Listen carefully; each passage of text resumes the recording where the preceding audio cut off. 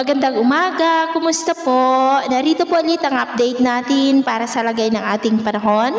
Ngayong umaga po ng December 21, 2023 na kung saan sa ngayon po ay nananatili na walang anumang sama ng panahon sa loob at labas po ng ating area of responsibility. Ang amihan ay umiihip po dito sa may Luzon, lalo na po sa silangang bahagi at malakas po ang bugso nito dyan po sa may extreme northern Luzon, habang easterlies naman ang hangin na patuloy po na umiihip sa silangang bahagi ng Visayas at Mindanao at may shear line na nag-i-extend dyan po sa may Bicol region.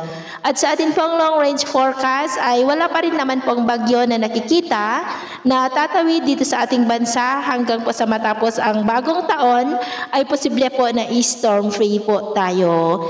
At sa lagay po ng ating panahon, ngayong madaling araw ay maayos ang panahon sa malaking bahagi ng ating bansa, pero may tsansa pa rin ng mga isolated rain sa ilang bahagi ng Cagayan, Babuyan Islands, Apayao, Quezon, Bicol Region, Oriental Mindoro, Southern Palawan at Sulu Archipelago. At mamaya ay sisikat ang araw sa malaking bahagi ng ating bansa, lalo na po dyan sa may Visayas at Mindanao, pero dahil sa amihan at shear line ay maulap ang kalangitan with isolated rains dito sa may Cagayan, Apayao, Quezon, Bicol Region, ilang bahagi ng Batangas, Occidental Mindoro at dyan po sa may Southern Palawan. At mamayang hapon, maayos pa rin ang lagay ng panahon sa malaking bahagi ng ating bansa, lalo na po sa may Visayas at Mindanao, pero dahil sa shear line at amihan ay maulap ang kalangitan with isolated rains sa ilang bahagi po ng Northern Luzon at Southern Luzon, kaya mag-ingat po tayo sa mga banta pa rin ng mga pagbaha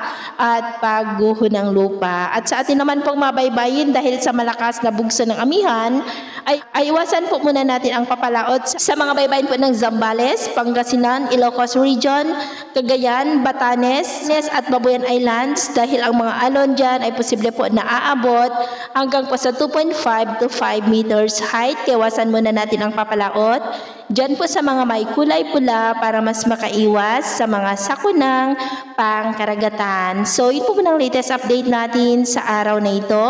At ako pumili si James na nagsasabing sa kahit anong pagsubok po na darating sa ating buhay, wag na wag po tayong mawawalan ng pag-asa. Thank you and God bless!